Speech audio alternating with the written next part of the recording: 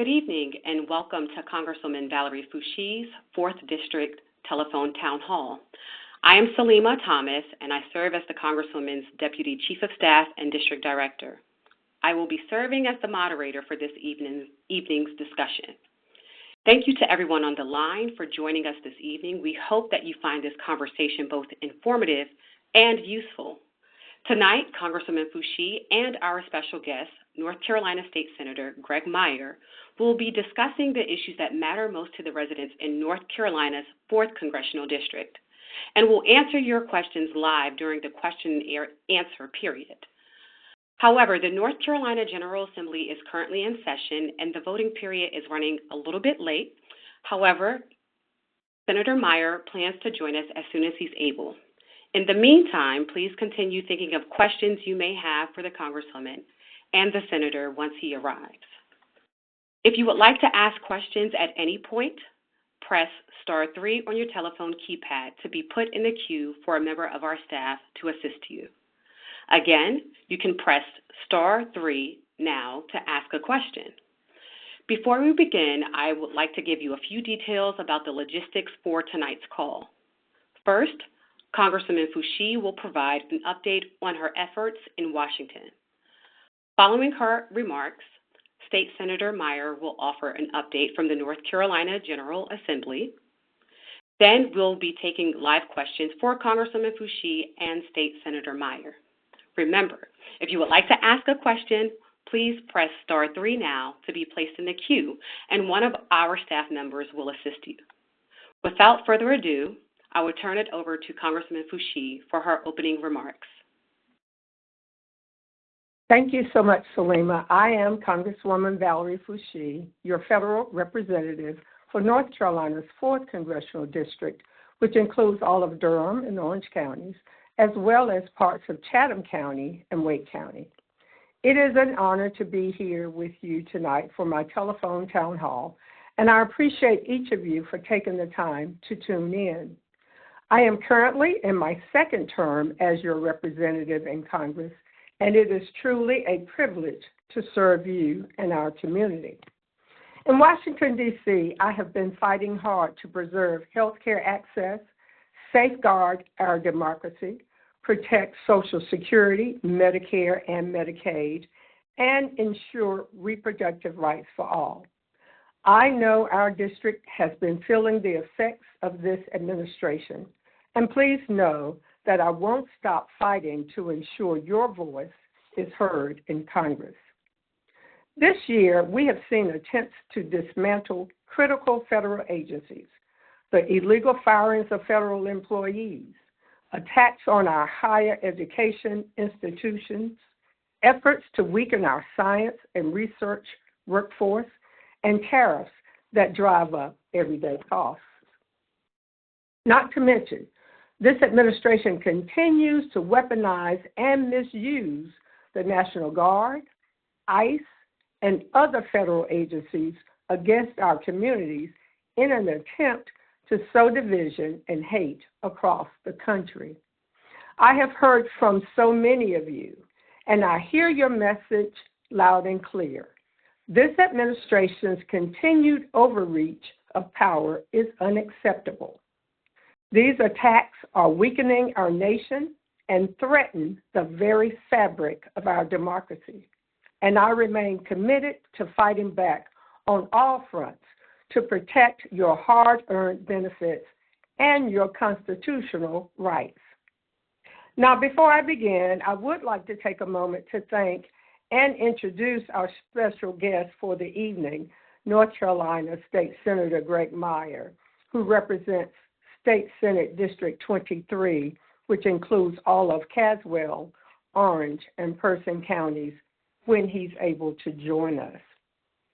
We will hear from him, and he will share an update from the North Carolina General Assembly.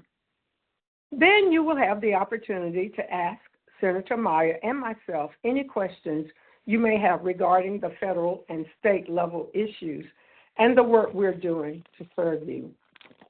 I hope tonight's discussion will be informative and will be a convenient way for you to share your views on key issues and to get helpful information from the comfort of your own home. If you would like to ask a question at any point during tonight's town hall, you can press *3 on your telephone keypad. Additionally, if you would like to subscribe to my newsletter, press *6. I know many of you are feeling the uncertainty and strain being left in the wake of the Trump administration's attacks on our communities. There are so many things directly affecting our region right now, from job losses to benefit cuts to funding cuts to our local K-12 schools and efforts to withhold congressionally approved federal funding. North Carolina's 4th District is home to leading research institutions and universities, and Trump's sweeping attempts to claw back federal funding are harming the livelihoods of our researchers, federal employees, and students throughout the Triangle region. Still, I continue to see inspiring efforts on the local level to strengthen our communities in the face of these attacks. This communal strength has never been more vital as we continue to see this administration demonize immigrant communities, threaten universities, and slash vital jobs, while leaving people across our communities worrying for their future. And in July, congressional Republicans took these efforts even further by passing their big ugly bill, which will leave millions of Americans without health care, cut food assistance for children and seniors, and add trillions to the national debt. Trump and congressional Republicans continue to undermine the basis of our democracy by ignoring court orders, attacking hard-won freedoms, criminalizing immigrants, and destroying the social safety nets that millions of Americans rely on and have already paid into. It's heartless. They prioritize an agenda that seeks to divide, harms the most vulnerable among us, and ignores the needs of hardworking people to serve the ultra-wealthy. Furthermore, the GOP continues to allow the detainment of U.S. citizens and attacks asylum seekers. They spent taxpayer money to promote overseas detention facilities and have even tried to undermine our elections, as we saw with the Riggs-Griffin State Supreme Court race here in North Carolina.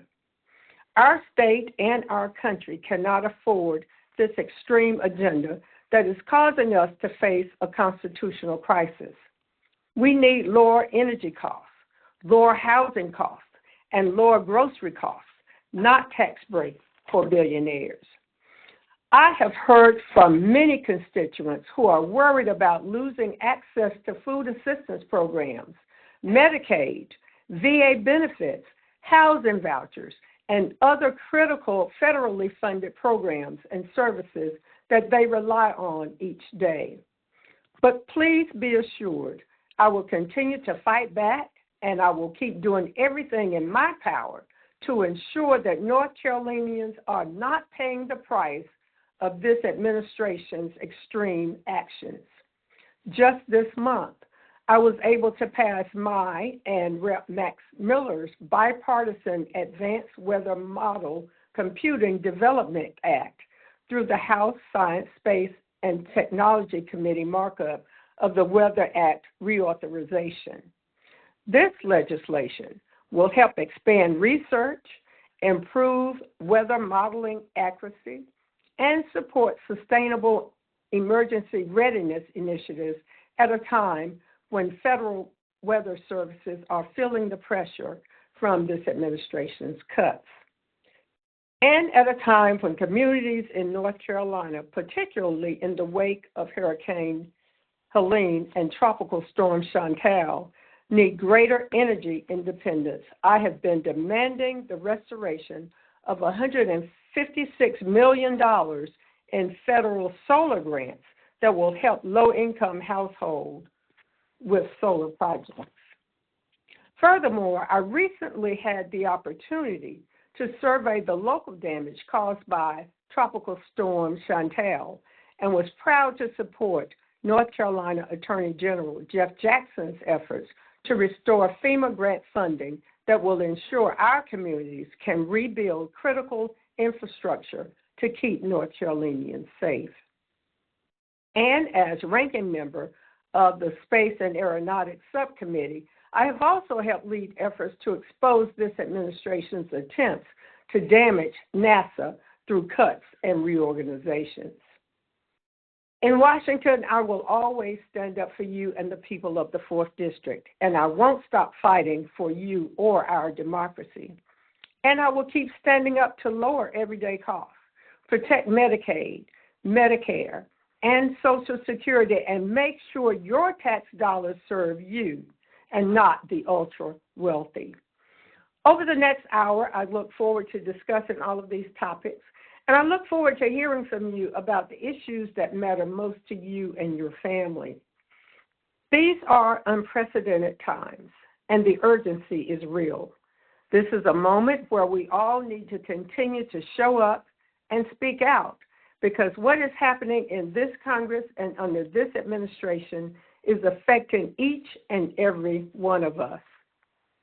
Thank you again for taking the time to engage, to ask questions, and to be a part of this dialogue. It speaks volumes. You are taking the time out of your day to be here, and it shows how deeply you care about the direction we're headed in, and that you are not willing to sit on the sidelines. And although I may not have all the answers for you here tonight, I do promise that your voice will be heard. I want to hear your frustrations, your thoughts, your questions, and your passion for our community, because it is going to take every single one of our voices to push back against the actions of this administration. During this town hall, if you have any questions for myself or State Senator Meyer, please be sure to press *3 on your telephone keypad. If you would like to stay up to date on the work that I am doing for the 4th District, you can press *6 to sign up for my newsletter and other updates from my office. You can also follow me on Blue Sky at foushee.house.gov or on Facebook, Instagram, and Threads at Rep. Valerie Foushee. Additionally, if my office can ever be of assistance, please do not hesitate to reach out, whether it is help with assessing veterans or Social Security benefits, issues you are having with the IRS, work authorizations, stalled passports, or even if you're having difficulties navigating any federal agency, we are here to serve you. My wonderful staff in North Carolina and in Washington, D.C. are always ready to help. And you can reach my Washington, D.C. office at 202-225-1784. Again, that's 202-225-1784, or my Durham District office at 919-967-7924. Again, 919-967-7924. Now I'd like to turn it back over to tonight's moderator and my Deputy Chief of Staff, Salima Thomas. Thank you, Congresswoman Foushee. And as a reminder, if you would like to ask the Congresswoman a question at any time, please press *3 on your telephone keypad to reach a member of our staff. As I mentioned at the onset, the North Carolina General Assembly is currently in session, and Senator Meyer will be joining us as soon as he's available. In the interim, I'm going to start us off with a poll question. Has the Trump administration's cuts affected your access to federal services such as Medicare, Medicaid, VA healthcare, or Social Security? For yes, press 1. For no, press 2. For unsure, press 3. Thank you for participating in our poll. So now, our first question for this evening will be from Gary in Carrboro to ask a question. Gary, you are now live.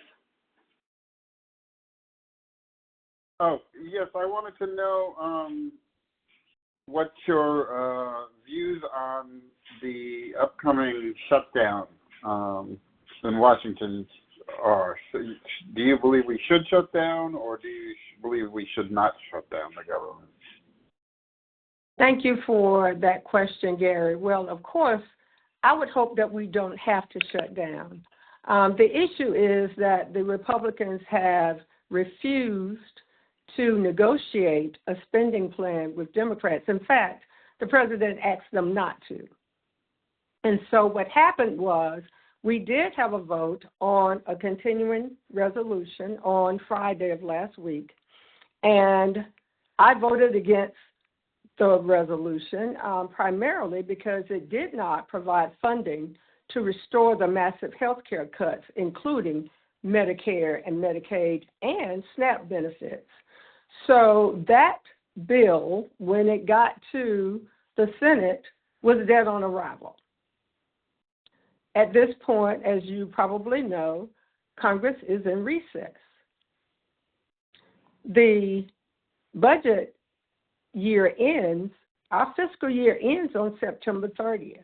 There's no plan at the moment for us to come together and negotiate a spending plan that can pass Congress and go into effect.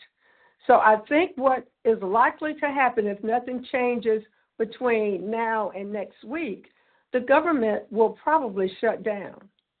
Hopefully it will be short-lived if it does occur, but I don't think that Democrats should cave to a spending plan that will give the president free rein over congressional funding.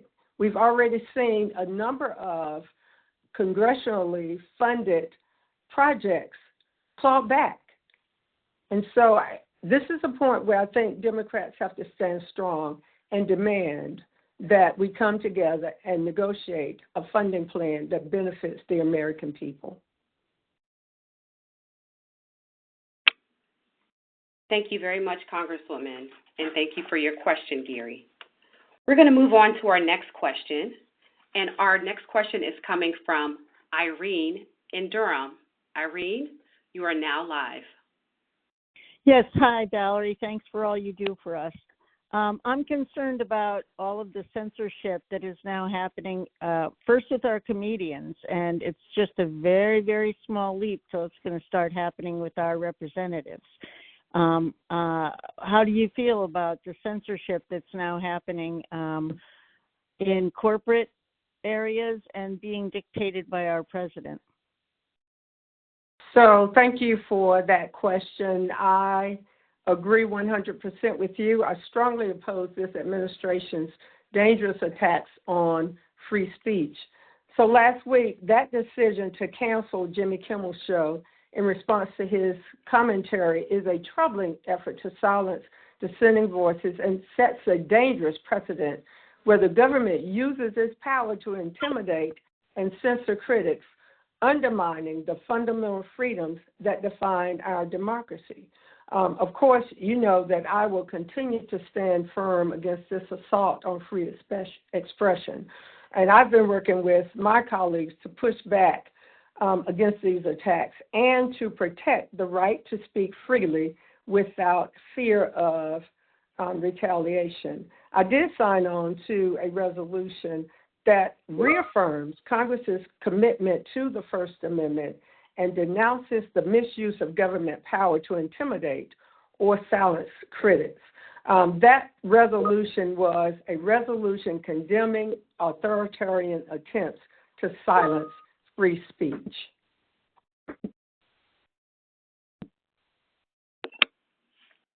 Thank you, Congresswoman. We appreciate your response to that question, and also we appreciate the question that was received. We will now go to another question. We have a question coming from Christine in Chapel Hill. Christine, you are now live.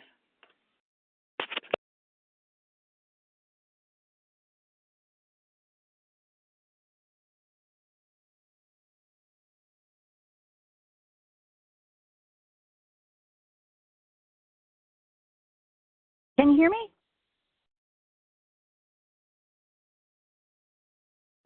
Yes, we can hear you, Christine. I can hear you. Great. Sorry. Hi, this is Christine. My question is, what is the one thing, if there is one thing, that we regular people are doing that we need to keep doing or we need to do more of. We're all trying to do so many things as part of the resistance, you know, the 5 calls and the postcards and all the things. What is there something that is really effective that we can just keep going on? So thank you for that question, Christine. Yes, all of those things are excellent and should continue. What I think that we need to make sure, though, is that in our speaking out, we are encouraging people to be prepared to vote in the 2026 elections. I know I hear from a number of people, well, you know, you got to have something other than that.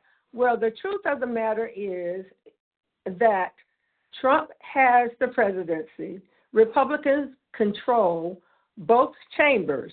And as long as that is the situation, it is very little that can be done in Congress to defeat what we're seeing every day. We have to make sure that we are continuing to speak out as much as we can and show this president that he is not a king, number one, and that we are willing to use whatever methods that are available to us to combat what we're seeing every day. I think that there is part of the strategy that Republicans are using is to put so many things out so fast and so furious that they're creating a sense of inevitability, and people believe that there is nothing that can be done. But as long as we make sure that when the elections are held in 2026, that we give this nation an opportunity to have different leadership. Indeed, we need to have people who will push back against the Trump administration and not cave to every whim that he puts forward out there. It baffles me how members of Congress have given up the authority they have over appropriations in particular. And we're hearing that OMB proposes this, OMB proposes, but Congress disposes. We are the body that determines what the spending plan should be. And what is happening is that whatever he asks for, Republicans are giving it to him. And it's only benefiting those who are the most wealthy. So, again, thank you for the efforts that you all have been engaged in so far. And I say keep up the pressure, because certainly if nothing changes quickly, you're going to have more people with you who probably didn't agree with how we felt about this administration. But as all of us are feeling the pressures from tariffs and from cutbacks and from denying science, all of these things are impacting every American citizen. So I think our crowds will grow, and that there won't be an opportunity for members of Congress not to hear from those whom they represent. Thank you, Congresswoman, for that answer, and we do appreciate your question, caller. So I want to pivot for just one moment back to our poll question, and want to remind you about how you could vote for this poll. Has the Trump administration's cuts affected your access to federal services such as Medicare, Medicaid, VA healthcare, or Social Security? For yes, press 1. For no, press 2. And for unsure, press 3. Also, as a reminder, I'd like to let you know that if you would like to ask a question, please press *3 on your telephone keypad. So with that, we have another question that has come in. With that, we will go to Beverly in Durham. Beverly, you are now live. Thank you, Representative Foushee, for representing us so well. My question, I'm trying to make it very concise, is with October 1st being the date, these Medicaid changes start going into effect that will detrimentally impact so many North Carolinians, maybe as many as 1 in 3 North Carolinians. Who do we contact to put pressure on to prevent these changes from becoming tragedies? Do we need to call our legislature, the medical societies, the hospitals? Who do we contact? Thank you for that question. First, let me just say this. The Medicaid cuts do not go into effect until 2026. And so part of that strategy, I believe, was for people to not be aware of what was going on until after the midterm elections, number one. But what we need to do is to make sure that we are contacting senators in particular right now to make sure that as we negotiate a CR or another spending package, that those cuts come back, that they are restored in anything that Congress passes by way of a spending plan. Now, it is true that the current fiscal budget ends on September 30, and the new fiscal budget should begin on October 1st.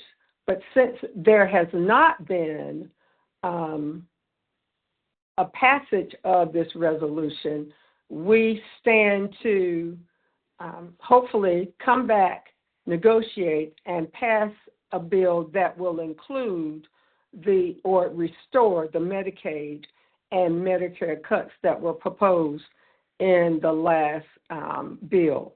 So again, those cuts are not scheduled to go into effect until 2026. But I would ask that, to your point, that you continue to contact my office, because it helps me to understand that my constituents want to protect Medicaid and Medicare. And again, contact your senators, keep calling them, keep emailing them, talk to hospital administrators, talk to the medical societies, get them to help us make the case to restore the cuts that have been enacted. So thank you for that. Yes, thank you for that question and for your response, Congresswoman. We had a number of pre-submitted questions that came in. So this next one comes from Amanda from Cary. Amanda says, what are we doing to support the availability of affordable, high-quality child care such that families can contribute meaningfully to the economy and children can be as prepared as possible for their future educational careers? Well, thank you for that question. Right now, we're doing everything we can to make sure that child care is affordable. And I think what we have come to appreciate and expect that there is federal funding to assist, particularly with programs that target low-income families.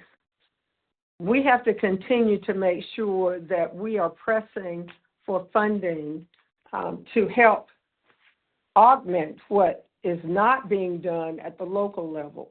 But right now, again, it is a matter of us being able to ensure that federal funding is helping to subsidize for affordable, high-quality child care. So, I did have a bill that would expand access to child care, but again, we're not able to get our bills heard in committee, which means they don't come up for a vote. But again, we'll continue to press to ensure that what can be done is done. Thank you for that response, Congresswoman. We also have another question that has come in from Ruth in Chapel Hill. Ruth, you are now live. Hi, my name is Ruth from Chapel Hill. I'm concerned about not just the immigrants who are being rounded up and basically disappeared or deported, many of whom are here legally and most of whom have no criminal record, according to everything I've heard. Also, people in D.C. who were mentally ill and homeless got rounded up, and who knows where they've gone. And there have been specific threats to round up and basically disappear or institutionalize lesbian, gay, and transgender people. And I want to know who is tracking all of these people who get rounded up, and why isn't the information about how many people have been rounded up and where they've gone being made public, so that we can know what's happening. Thank you for that question. I have the same concern. Let me just say to you that there is no transparency with this administration. There seems to be no desire to follow the law. We have asked the same questions that you are asking. I have co-sponsored a couple of bills. One is the Visible Act, to have ICE agents to make their faces visible. Other law enforcement agents have to identify themselves as such before they try to take subjects into custody. I've also co-sponsored the ICE Badge Visibility Act to make ICE agents' badges visible. But what we have seen is that this administration is allowing for people to act in a vigilante kind of situation and just swoop people off the streets and take them to places where they're not their countries of origin.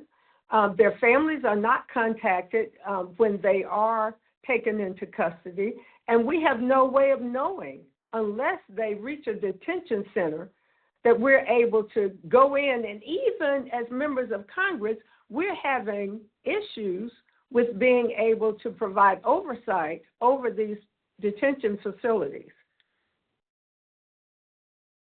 We have to continue to demand that ICE agents identify themselves, that they follow the law, and that people who are in this country legally are allowed the freedom to move about without the fear or the threat that they're going to be taken into custody and deported.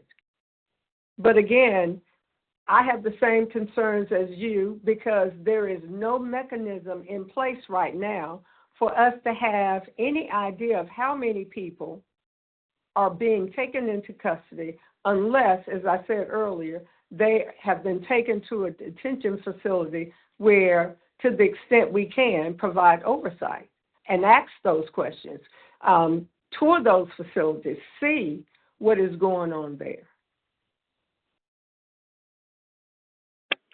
Thank you very much, Congresswoman, and we appreciate that question coming through. We'll now go to Mary in Carborough. Mary, you are now live. Yes. Hi. Thank you, Congresswoman Foushee, for being a strong voice. I just wonder what you and other Democrats are doing to more publicly support anti-racism. I grew up, looking at colored and white drinking fountains in bathrooms, and I just am so appalled by the way we've gone backwards in this country and the rhetoric that's now, just commonplace. So that's my question.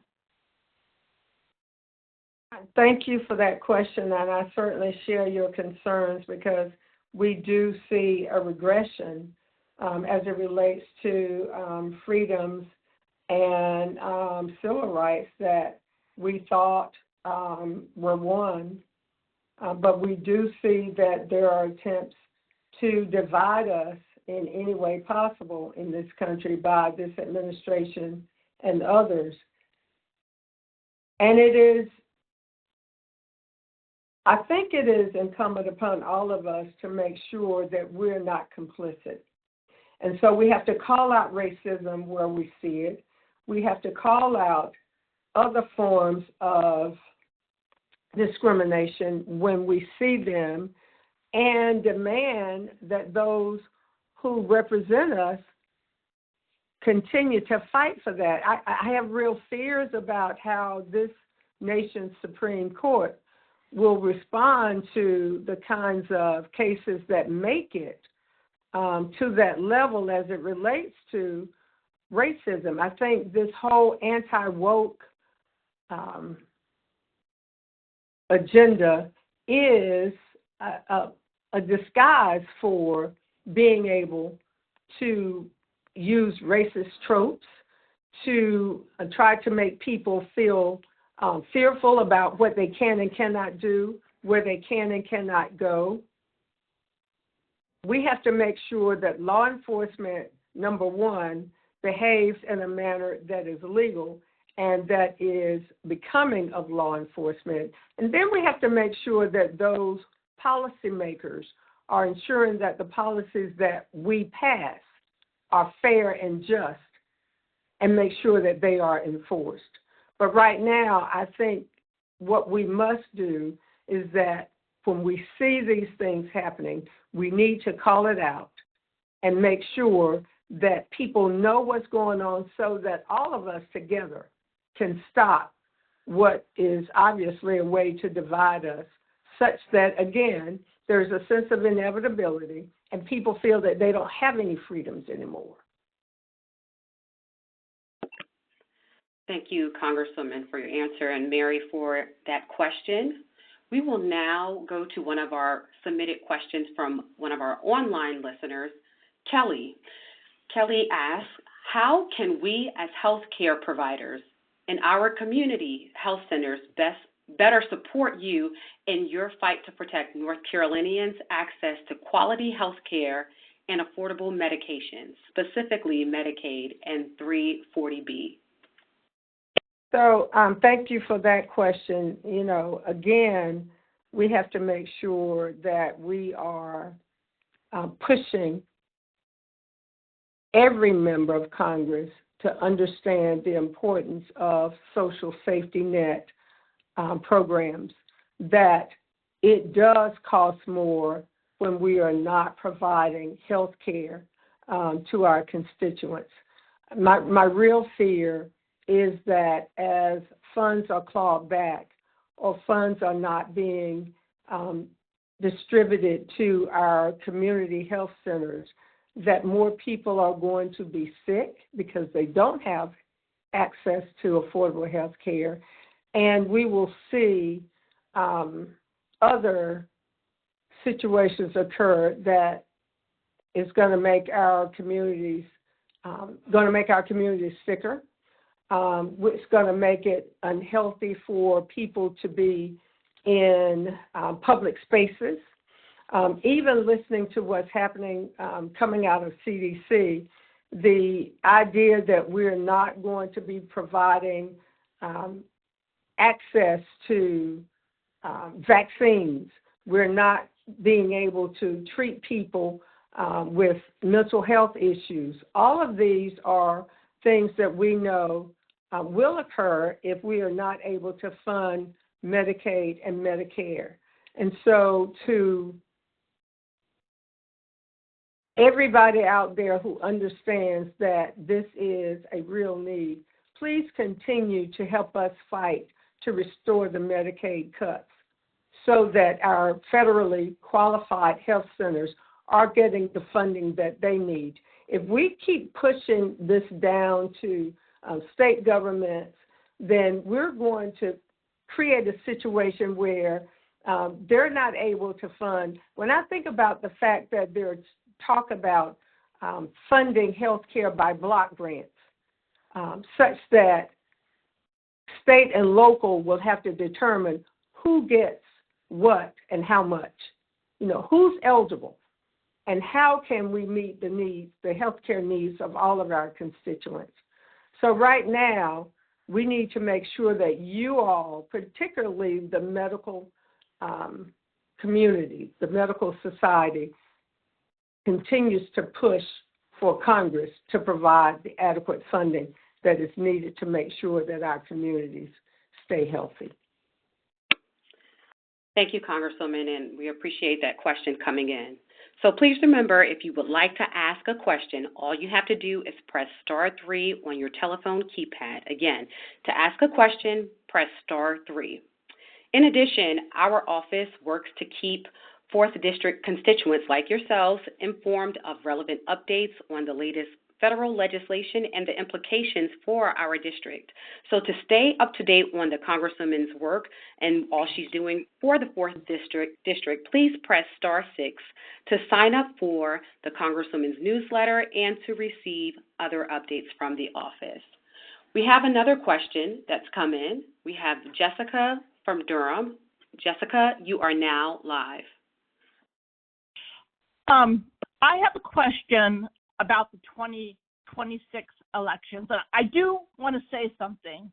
I have been physically sick over what's happening in this country. I mean, physically sick. I'm wondering what you are doing to make sure that we are going to have fair elections. How can you organize people to make sure that we're going to have voters coming out? I mean, is there any way to do any kind of voter activism?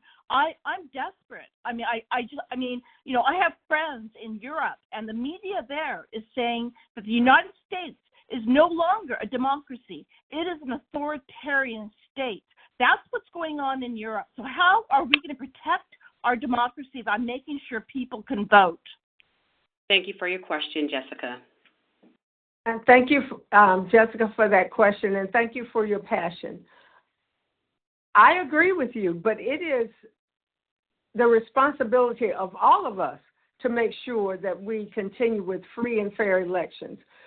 In terms of organizing, yes, I'm willing to stand on the front lines with anybody to make sure that we are getting the message out to people that first they need to understand that they need to have the proper registration so that they have the proper ID so that they can vote and their votes are counted.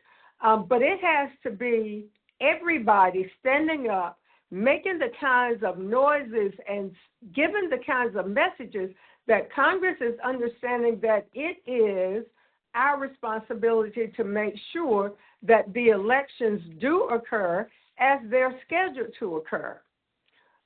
I have, with others, done everything that we can by offering legislation, but again, with majorities in both the House and the Senate chambers being Republicans, we can only our constituents to continue pushing Congress to make sure that the laws that are passed are enforced and people's rights to the ballot box are unfettered. There is a sense that we're not going to have elections. I've heard it before, but I am a product of the 60s, and I remember when there were groups of people who were not allowed to vote. But it took the pressure from the constituents to make sure that lawmakers, policymakers were doing right by the people. Congress can only do what the people empower us to do. So we have to make sure that we are standing up, we are speaking out, we are making sure that free and fair elections continue to occur. But that's the responsibility of every American. That is a right that we should not give up. And we know that redistricting has put us in a situation where it looks like it's almost impossible to break what's going on in some districts.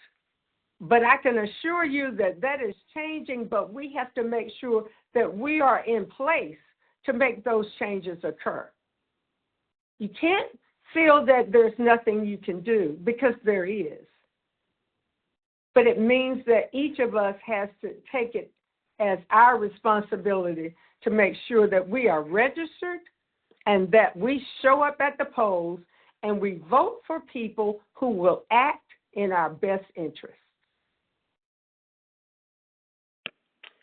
Thank you very much for that response, Congresswoman. Again, if you would like to ask a question, please press *3 on your telephone keypad. We had another pre-submitted question that came in from Johnson from Durham.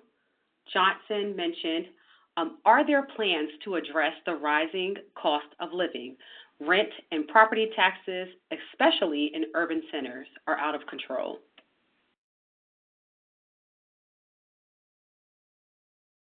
Thank you for that question. So the plans are, again, the plans are to continue to introduce legislation that will benefit the American people, particularly those who are most vulnerable.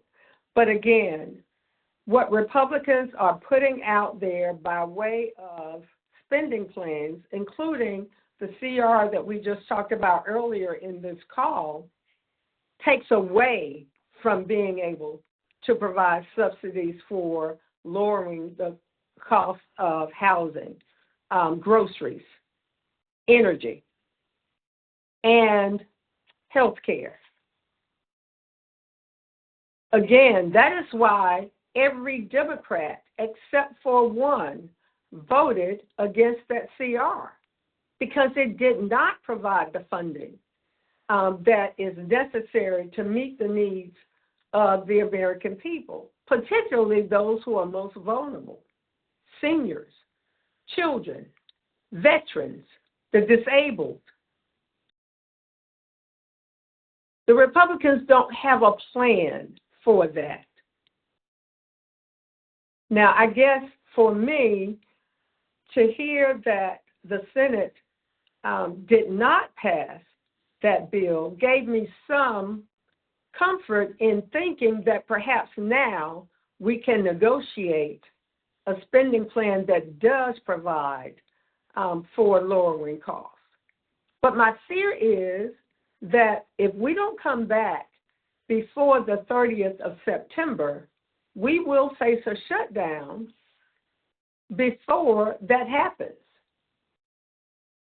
If the government does shut down, it will provide time for policymakers to understand that the American people want us to do what they sent us to D.C. to do, and that they will sit down together and talk about how we provide adequate funding.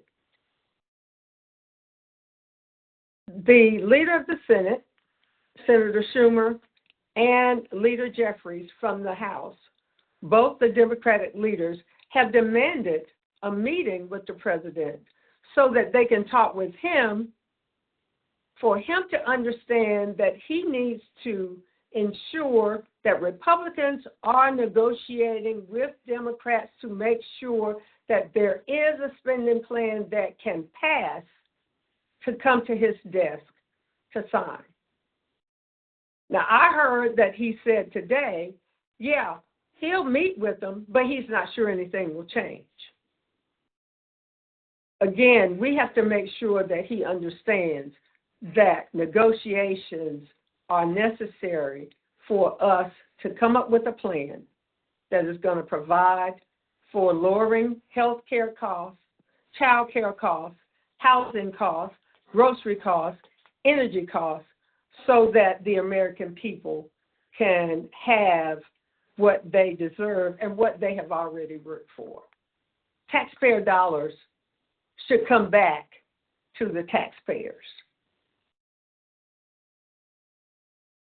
Thank you for sharing that, Congresswoman. I want to give our listeners one more opportunity to participate in our poll. Again, the poll is, has the Trump administration's cuts affected your access to federal services such as Medicare, Medicaid, VA healthcare, or Social Security? So for one, press yes. Well, yes, press 1. And for no, press 2. For unsure, press 3 again. For yes, press 1. For no, press 2. For unsure, press 3. And if you have a question that you'd like to ask to the Congresswoman, we ask that you press *3 at this time. So we have our last question that's coming up, and this is from our online listener, Joseph. He asks, what can be done at the federal and state level to make up for the elimination of help from the feds or IRA, Environmental Protection and Clean Energy Promotion? Again, the question is, what can be done at the federal and state level to make up for the elimination of help from the feds or IRA, Environmental Protection and Clean Energy Promotion?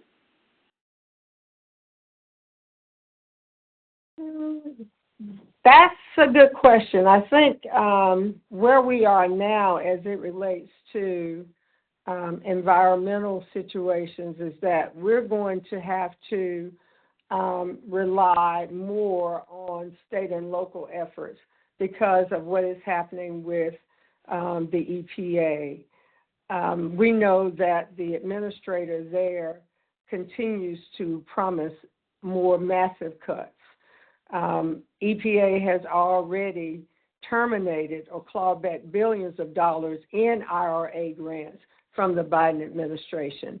And so as we see more probationary workers from EPA staffs and others having lost their jobs, we know that the fewer people there are to do the work, the less work that gets done.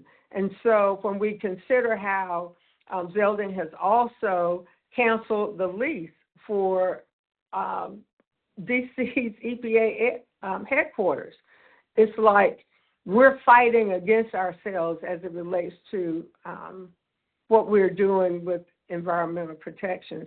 So I think at this moment, we're going to have to rely on our local and state governments to work what they can while we're trying to work to stop these rollbacks in the courts. Thank you, Congresswoman. So I misspoke. We actually are going to take one last live question. This is from Khalil in Hillsborough. Khalil, you are now live. Hello. This is Khalil D. Thomas. I'm in Hillsborough, North Carolina.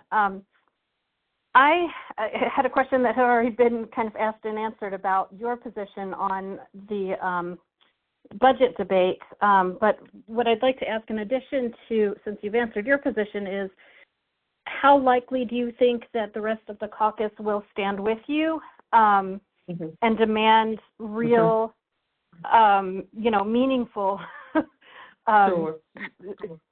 As well as if you do get something meaningful, how will you ensure that Trump won't just claw it back? So thank you for that question, and you're right. I do believe that we will stand strong. It was gratifying to see that Democrats held strong on Friday. And again, as I said, every Democrat, with the exception of one, voted no against the CR. I think we are committed to that because we are committed to making sure that negotiations occur, that we can make sure that we are not hurting people any more than they've already been hurt. When we consider that at this moment, the cuts to Medicaid and Medicare and SNAP are the largest in American history. We cannot allow that to be how we move forward.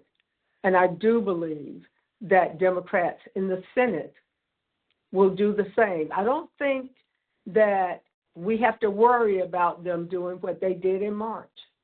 If you recall, the Democrats in the House held strong, and the Democrats in the Senate did not. And I think that Senator Schumer and Leader Jeffries have determined that our strength is in our numbers.